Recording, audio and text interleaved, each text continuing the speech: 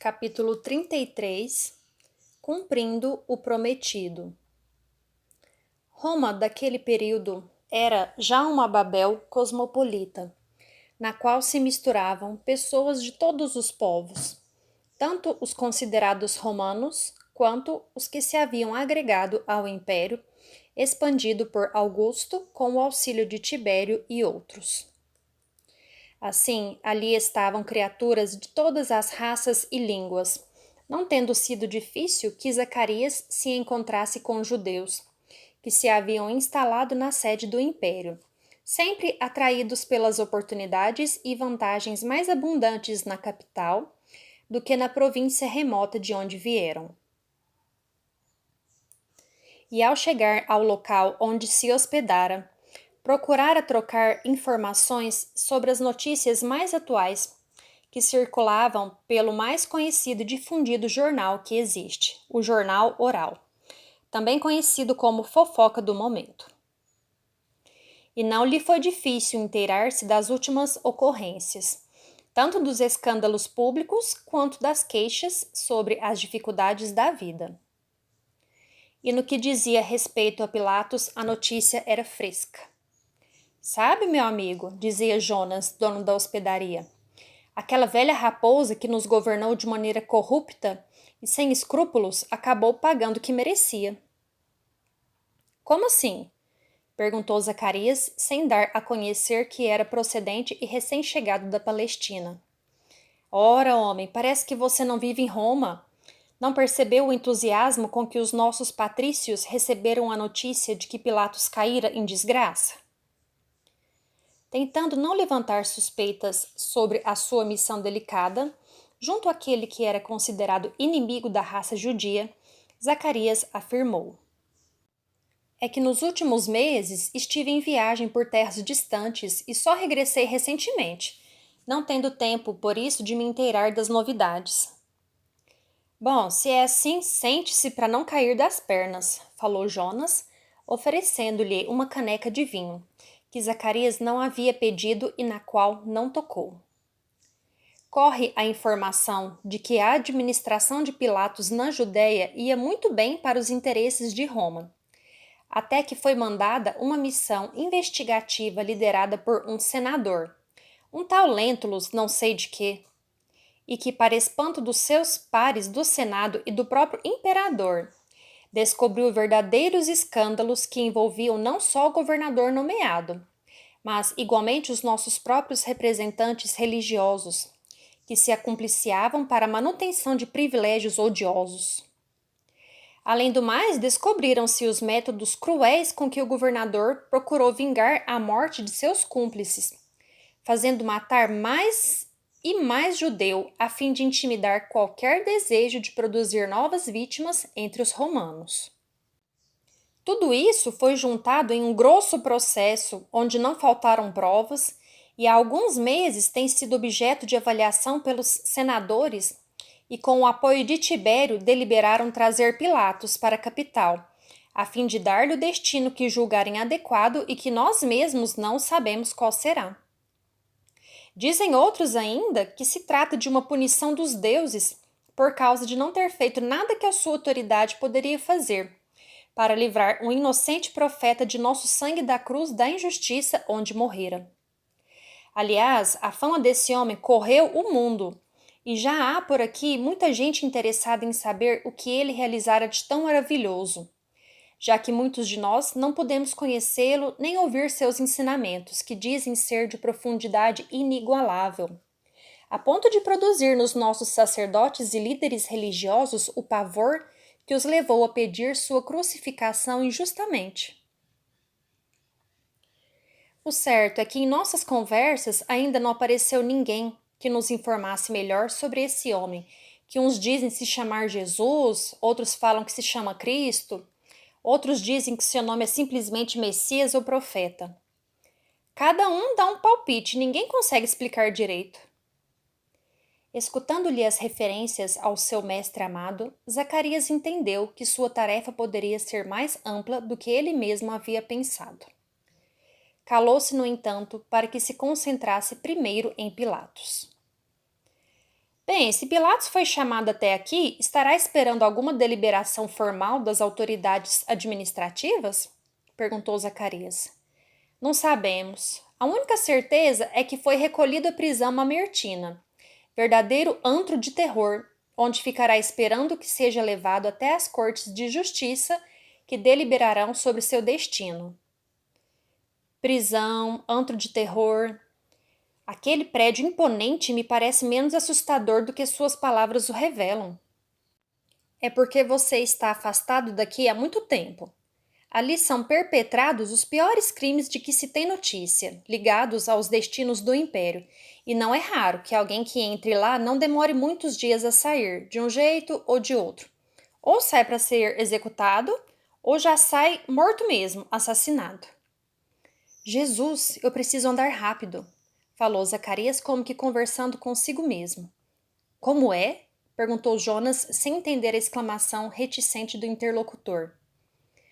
Percebendo a curiosidade do seu companheiro de conversa, Zacarias procurou levar o assunto em outro rumo, afirmando: Não é nada, é que me lembrei que tenho alguns compromissos a cumprir e não posso perder meu tempo, já que, como um prisioneiro dessa prisão que você acabou de falar, todos nós estamos presos a assuntos que temos que resolver, não é? Ah, sim, meu amigo, a vida é uma prisão sem grades, cujas penas são piores do que a perda da liberdade. Deliberou sair assim que pudesse para ir até o local onde vira penetrar o governador. A manhã já ia alta quando chegou ao posto avançado que dava acesso à prisão, e usando os rudimentos de latim que já lhe haviam permitido entender-se com Pilatos anos atrás, procurou falar com o soldado que ali estava com naturalidade. Senhor centurião, grande representante de César, posso oferecer meus préstimos para consertar suas botas de soldado com as quais você marcha para defender todo o império? Zacarias estava tentando ser amável e enaltecer aquele que ele sabia ser apenas um soldado de plantão no portal de entrada da guarnição, mas que, como todo ser humano, de todos os tempos e lugares, sempre se verga à lisonja e ao elogio. E o que você faz, meu velho? Falou o soldado, dando-lhe um pouco de atenção. Sou sapateiro e posso consertar as suas botas e as botas de seus amigos por um preço muito barato, e o faço aqui mesmo, se me permitirem. Como assim? Não tem que levar nossas botinas para a sua oficina? Não, meu senhor, se me permitirem, posso trazer meus instrumentos e ferramentas para cá, e trabalharei aqui dentro mesmo, consertando o que me for possível, no tempo mais rápido e pelo custo mais barato. Bem, eu não posso lhe dizer nada sem antes consultar meu superior. Volte à tarde para receber a resposta. Agradecido, meu senhor. Zacarias estava tentando começar a tarefa de aproximar-se de Pilatos, buscando servir humildemente como sapateiro aos soldados que ali estavam instalados. Na verdade, a autoridade romana era muito organizada quanto a diversos processos de administração, mas no que dizia respeito aos soldados individualmente, havia sempre uma certa negligência que os obrigava a cuidar pessoalmente de seu material pessoal. Se o império lhes fornecia o uniforme, os materiais com que exerceriam a função de soldado e o treinamento que os prepararia para as tarefas, a carreira militar, por outro lado, impunha-lhes o dever de se manter e preservar os instrumentos que lhe pertenciam para o exercício da função. Desse modo, os soldados deveriam, com o pagamento que recebiam, preservar os seus uniformes e seus instrumentos dentro do padrão adequado, e se algum acidente danificasse tais materiais, cabia-lhes o dever de consertar por sua própria conta. Assim, sempre havia os que estavam às voltas com problemas pequenos, mas que poderiam criar dificuldades pessoais em face das rígidas regras da disciplina militar. Por isso, a apresentação de um sapateiro que prometia conserto barato sem necessitar afastar-se o soldado em busca de sapateiro facilitaria muito as coisas, e a ideia fora bem recebida no seio dos que prestavam o serviço naquele meio difícil. À tarde, com a chegada de Zacarias ao mesmo posto de vigilância, Foi ele conduzido para conversar pessoalmente com o superior, que o recebeu sem desconfiança, em face de identificar nele a figura inofensiva de um ancião, com desejo de ganhar alguns trocados para não morrer de fome. Tratava-se de Lucílio Barbatos, o mesmo soldado que estivera no porto dias antes, quando da chegada do navio trazendo Pilatos. Depois de saudar o superior daquele soldado com quem falara anteriormente, o centurião dirigiu a palavra ao velho desconhecido. Bem, fui informado que, sendo sapateiro, você pretende consertar nossas cáligas e sandálias por um preço barato, é verdade? Sim, meu senhor, meu desejo é poder servir o melhor que puder, sendo que me contentarei com pagamento modesto que me permita adquirir o couro para prosseguir os concertos, ao mesmo tempo em que possa ganhar para a comida de cada dia. Só isso. E esse valor lhe será suficiente para que execute o trabalho? Não irá, como todo judeu que conheço, depois de iniciada a tarefa, pedir mais e mais, aumentar o preço e tentar negociar como se passasse a ter direitos maiores do que aqueles que foram originalmente estabelecidos? Não, meu senhor, não tenho os hábitos de muitos de minha raça, negociantes astutos que sabem levar as coisas para caminhos desagradáveis. O que estou dizendo farei de bom grado, e se chegarmos a algum acordo, pode colocá-lo em qualquer documento que eu assino para não haver dúvida. Bem, isso é outra coisa. Preciso saber antes se sua capacidade o torna apto para o serviço. Suas ferramentas estão com você? Sim, senhor. Eis aqui, então, uma sandália que gostaria que consertasse. Se precisar de couro, temos algum aqui no interior da prisão. E recebendo a peça a ser trabalhada, observou que, com talento e paciência, poderia resolver o problema sem gastar mais do que alguns rebites, alguns fios de linha grossa e uma boa dose de limpeza para recolocá-la em boas condições. Deixado a sós por alguns minutos, Lucílio recomendou ao soldado de vigia que não perdesse de vista para que não sucedesse qualquer surpresa desagradável, permitindo assim que Zacarias realizasse sua prova de admissão sem ser molestado. Depois de algum tempo, dirigiu-se ao soldado para informar que poderia chamar o chefe a fim de apresentar-lhe o fruto de seu trabalho. Verificando o estado da sandália que lhe fora entregue por Zacarias, Lucílio franziu a sobrancelha e perguntou: Mas eu não disse que o senhor poderia trocar a velha por outra nova. Disse que era para consertar a antiga, apenas isso. Sem entender que o centurião duvidava do que estava vendo, Zacarias tentou explicar humilde. Não, meu senhor, não se trata de outra nova, é a mesma sandália consertada. Eu não acredito, homem. Deixe-me ver esta sua sacola aí, cheia de coisas, pois tenho certeza de que o par velho está enfiado aí dentro. Avançou para Zacarias e, tomando-lhe das mãos a modesta sacola onde levava suas ferramentas, virou-a no solo em busca da sandália original e não viu nada além de utensílios de sapateiro. Não é possível, homem. Pelos deuses, que esta não é a mesma sandália que eu deixei aqui. É sim, meu senhor, falou baixinho o sapateiro.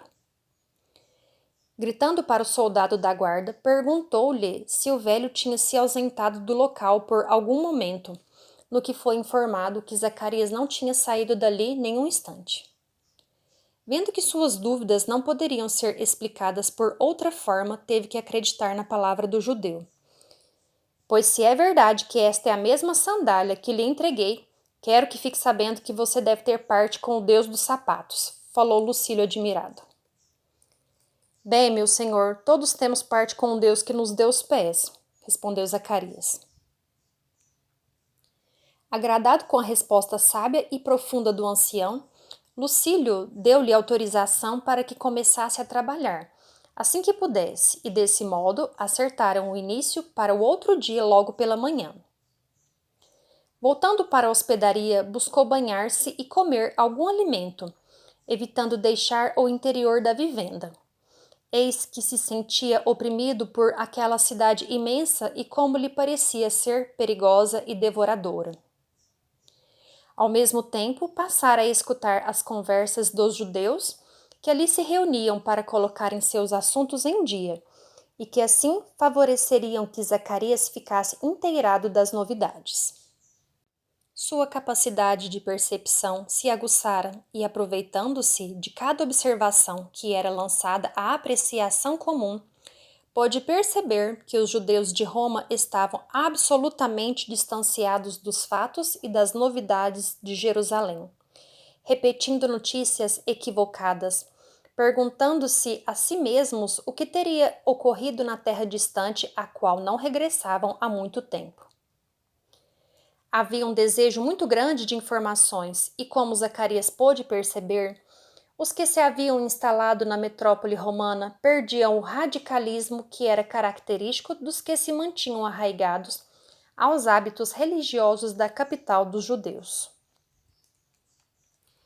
Naturalmente, boa parte desses que viviam em Roma mantinham hábitos de seus ancestrais e de suas tradições familiares. No entanto, o cosmopolitismo e a convivência com pessoas de todos os lugares do mundo haviam abreviado o rigor e a intolerância em seus espíritos. Muitos judeus se misturavam aos romanos em seus rituais pagãos, nos templos de seus deuses, como forma de se mostrarem dispostos a incorporar suas tradições, a fim de poderem merecer-lhes a confiança nos negócios e arranjos financeiros. A ausência de um policiamento religioso rigoroso permitia uma maior maleabilidade à mente dos que viviam por ali, de tal maneira que não se encontravam, como em Jerusalém, paixões religiosas que produzissem hostilidades brutais pelas simples constatação da divergência de pontos de vista. Em Roma, todos os judeus deveriam ser aliados uns dos outros e, por isso, deveriam tolerar as próprias diferenças para que se sentissem unidos contra o que consideravam o principal adversário, os próprios romanos. Não se via o espírito de facção que havia na Judéia, onde fariseus, sacerdotes, saduceus, doutores da lei, escribas, samaritanos, nazarenos, todos se mantinham apartados em seus feudos regionais e se hostilizavam. Em Roma, por força da provação comum que era possibilitada pela distância de casa, os judeus eram, antes de tudo, judeus no meio de romanos. Assim, havia um espírito mais aberto sobre as diversas escolas que davam à religião o entendimento que lhes parecia mais adequado. Com isso, Zacarias pôde perceber que não seria perigoso estabelecer um diálogo sobre a figura de Jesus assim que se fizesse a oportunidade. Afinal, Jesus era judeu como eles. Tal se deu logo no dia imediato, quando, depois de chegar das suas atividades, junto à soldadesca na prisão, Zacarias se aproximou de Jonas e lhe dirigiu a palavra cortesmente. Meu amigo, preciso desculpar-me com você. Ora, Zacarias, por que isso se você não fez nada que me ofendesse? Sim, meu irmão, a sua generosidade me faz pesar a consciência e, por dever moral, devo confessar-me diante de seus bons sentimentos. Pare com isso, homem, você não me fez nada, repetiu Jonas. Bem, nada que possa prejudicá-lo, mas que a mim mesmo me tem torturado muito enquanto ouço as conversas de nossos irmãos de raça aqui neste ambiente. Como assim? Bem, eu o havia informado de que estava viajando por vários lugares antes de chegar a Roma, o que me impedira de saber dos detalhes sobre os fatos que aqui ocorreram, lembra-se? Claro, lembro-me perfeitamente, Zacarias. Bem, conquanto isso não seja mentira, também não é a plena verdade. E diante de sua pessoa que se demonstrou amiga e generosa para comigo, posso confessar-lhe que acabo de chegar de nossa terra querida, a distante Jerusalém. A surpresa agradável estampou um sorriso no rosto de Jonas, que raramente recebia notícias da velha cidade. Mas isso é uma maravilha, Zacarias. Você sabe que eu não tenho o direito de me meter na vida de meus hóspedes, e por isso não fico especulando sobre a sua procedência ou seu destino. Desde que paguem o que me devem, eu não tenho nada a ver com suas vidas. No entanto, com a sua revelação, minha alma se enche de venturosa alegria, pois por aqui são muito escassas as notícias de lá. Sim, meu amigo, e é por isso que eu me penitencio e não poderia manter essa condição oculta, vendo o desejo seu e de tantos irmãos que vêm até aqui para que possam ter notícias do que se passa em nossa terra. Olha, Zacarias, sua estadia entre nós será um momento de reaproximação de nosso torrão distante. Se me permitir, hoje irei reunir alguns dos nossos mais chegados para que você nos relate tudo o que sabe, pois já há muitos anos nós não voltamos a Jerusalém nem em cumprimento de nossas obrigações religiosas. Você me permite? Claro, Jonas, será muito bom conhecer a todos e falar da casa de nossos pais. E assim foi feito. No meio modesto da estalagem, Zacarias naquela noite pôde colocar-se em contato com um grupo de amigos que tinham sede de notícias e que o escutaram embevecidos e curiosos, sempre perguntando sobre os acontecimentos políticos, religiosos, regionais. E o fato de Zacarias ter percorrido muitas cidades do interior permitira que ele trouxesse sua avaliação pessoal de muitas das regiões que haviam sido berço de vários ouvintes, que se encantavam com as novidades. A descrição detalhada de modificações urbanas, a ação do conquistador romano na maneira de administrar a província, as transformações tecnológicas, ainda que rudimentares, a ampliação das casas para além dos muros velhos da capital. Tudo isso era motivo de deleite para eles. A questão religiosa também foi abordada, buscando todos eles informações sobre os boatos e as meias-verdades acerca de Jesus. Quem era ele? Que doutrina professava? Se era inocente, por que acabou condenado? Foi mesmo traído pelos seus seguidores? E quando Zacarias contou que era um dos seus seguidores e começou a relatar todos os fatos que presenciara, um brilho de esperança tomou conta da maioria dos corações que ouviam, reverentes, o relato daquele ancião sincero e amadurecido pela vida. A madrugada chegou sem que eles o percebessem. O dia iria nascer e eles precisariam trabalhar em seus negócios, mas já deixaram marcada para a noite seguinte a continuidade da conversação. Zacarias estabelecera a primeira pregação do Evangelho na capital do mundo, em uma modesta estalagem nos mesmos moldes do que lhe havia ocorrido em Nazaré. E por estranha que fosse a coincidência, ali também estava Pilatos, como o estivera em Nazaré. O dia seguinte surgiria radioso para a alma daquele homem simples que, com o seu trabalho devotado e o seu desejo de amar a todos sem nada exigir, ia conquistando a confiança de Lucílio Barbatos. Em uma semana, sua diligência e capacidade já haviam dado conta de consertar todas as meias botas que os soldados lhe apresentavam. Como o valor do trabalho era compensador, a fama do sapateiro espalhou-se por entre os soldados, que passaram a enviar até a prisão as peças de couro que desejavam arrumar. Nas conversas privadas que tinham com Lucílio, Zacarias algumas vezes se referira a Jesus, pois o centurião lhe perguntara sobre os fatos acontecidos na Judéia, dentre os quais estava a crucificação de um inocente, e que diziam muitos fora a desgraça de Pilatos. E em muitas vezes Lucílio se encantava com o entusiasmo sincero daquele ancião enrugado e barbudo, que sabia sorrir e trabalhar com desinteresse e simpatia. Certo dia, Lucílio estava muito abatido, já que estava tomado por uma sensação de mal-estar muito grande, sem condições de manifestar o bom humor como de costume. Vendo-lhe o estado geral digno de piedade e que era enfrentado pelo centurião com altivez e coragem, em face de não poder demonstrar sua fragilidade perante seus subordinados, Zacarias tomou a liberdade de falar-lhe mais intimamente. Meu prezado centurião Lucílio, Desculpe-me se lhe dirijo a palavra, mas me preocupo com seu estado de saúde. E ainda que sua fibra de caráter não o demonstre, aos olhos dos seus subordinados, posso sentir que seu corpo físico está beirando o abismo doloroso. Vendo-lhe a sinceridade e conhecendo-lhe o caráter fraternal, Lucílio nada respondeu, como a confirmar as palavras de Zacarias. Estimulado pelo silêncio pouco usual na figura daquele romano efusivo e eloquente, Zacarias prosseguiu.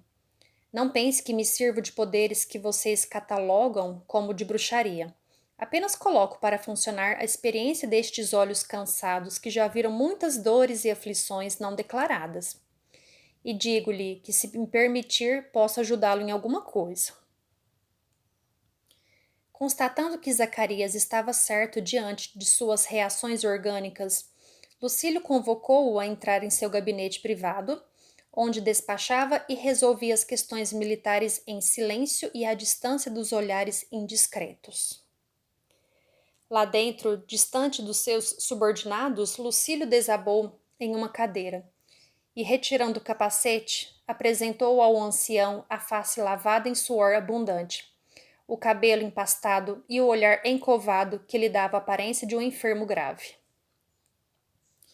Veja, Zacarias, estou mal mesmo. Não sei o que se passa, mas hoje estou de pé por bondade dos deuses.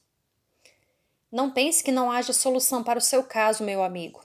Se me permitir orar a seu benefício, acredito que Jesus poderá fazer muito por você. Mas esse negócio de oração eu já fiz e não deu resultado.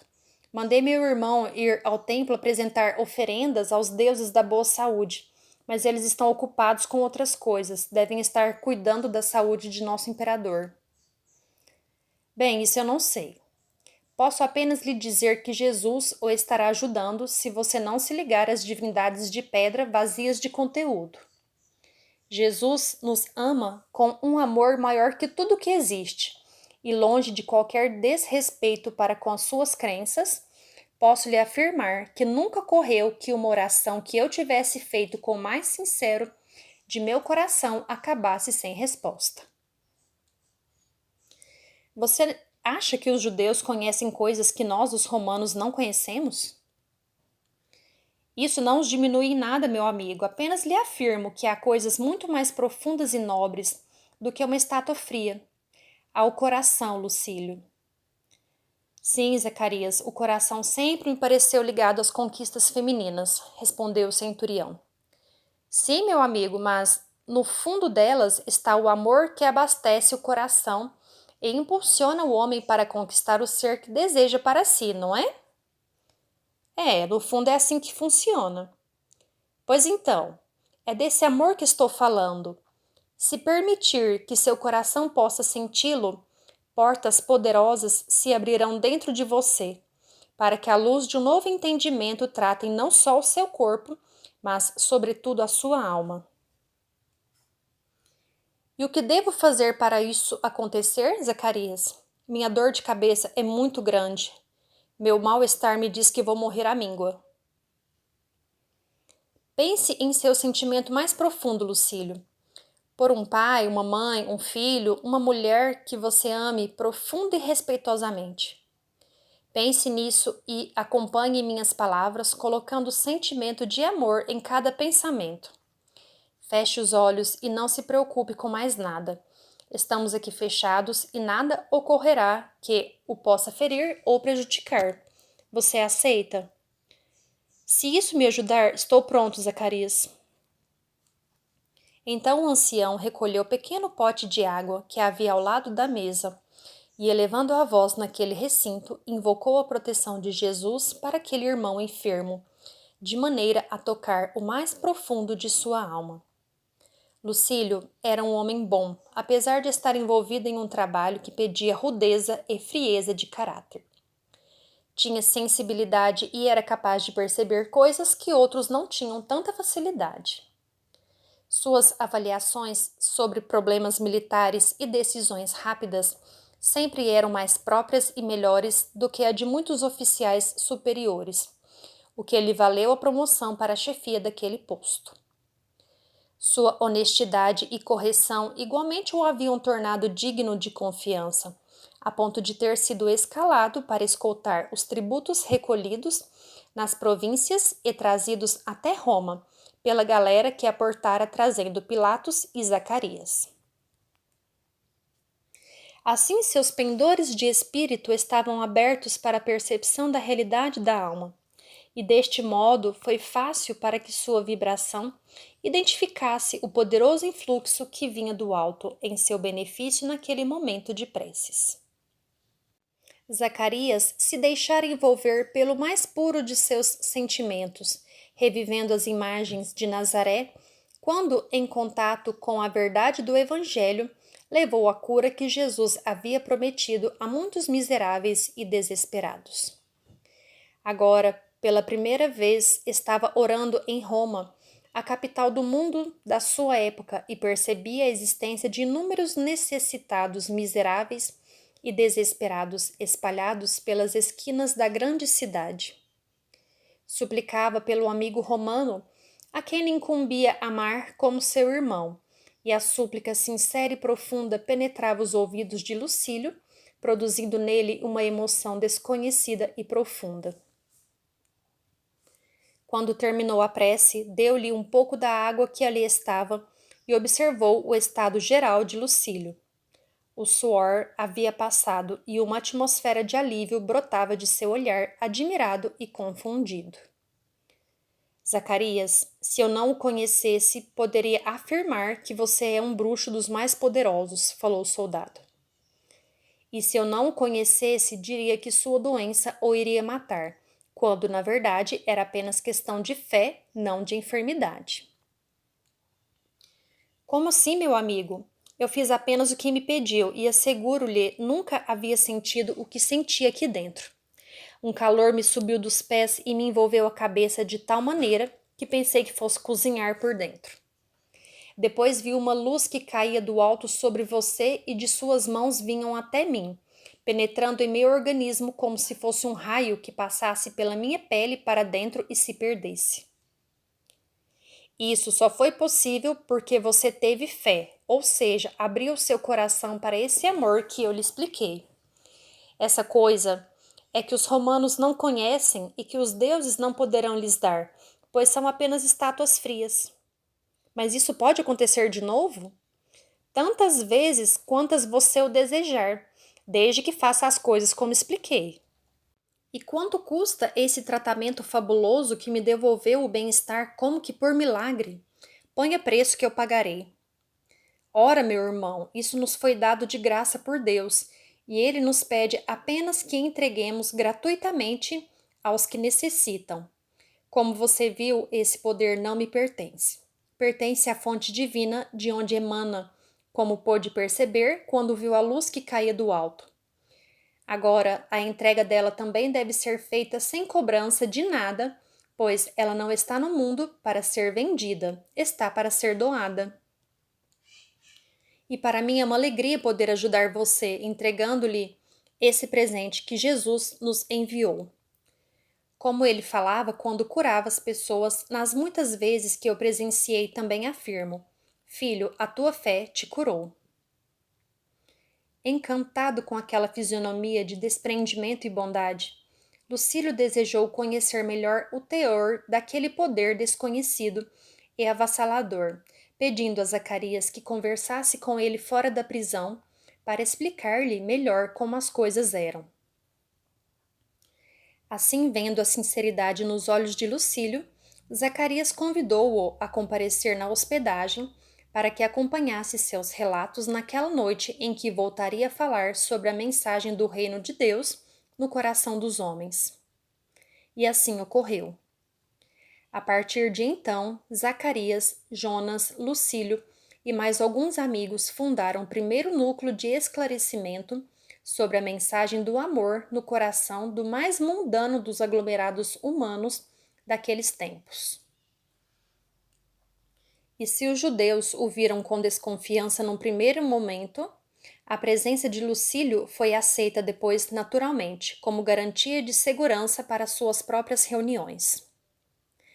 Enquanto isso, Pilatos aguardava na prisão que a morosidade dos processos de deliberação dos romanos indiferentes lhe permitisse prosseguir vivendo ou lhe desse morte honrosa, como ele mesmo achava que merecia. O tempo, no entanto, trabalharia a favor dos interesses de Zacarias. Conquistada a confiança e a compreensão de Lucílio, não foi difícil que Zacarias chegasse até Pilatos. Afinal, Lucílio entendera o sentido de fraternidade e por isso reconhecia que o governador estava indefeso e, tanto como companheiro de caserna, quanto como companheiro de humanidade, também ele merecia receber a palavra confortadora de Zacarias naqueles momentos de agonia e angústia. Assim, certa manhã, quando não havia muitas botas, cinturões e sandálias a arrumar, Lucílio permitiu a Zacarias aproximar-se da porta da cela onde Pilatos se encontrava, transtornado pelo tipo de recepção que lhe havia sido garantida. A barba lhe havia tomado rosto, ao longo das diversas semanas de reclusão sem higiene adequada. O alimento ruim lhe impusera uma forçada dieta e o desconforto do local lhe produziam dores em todo o corpo, acostumado que estava aos divãs macios, às almofadas perfumadas e aos tapetes fofos que se perderam nos dias do passado. Para ele foi uma surpresa que alguém lhe dirigisse a palavra naquele local que espelhava apenas a antessala da morte violenta. Pelo orifício de uma portinhola guarnecida, Zacarias apresentou-se ao outrora poderoso governador da Palestina, reduzido a um farrapo emagrecido e sujo.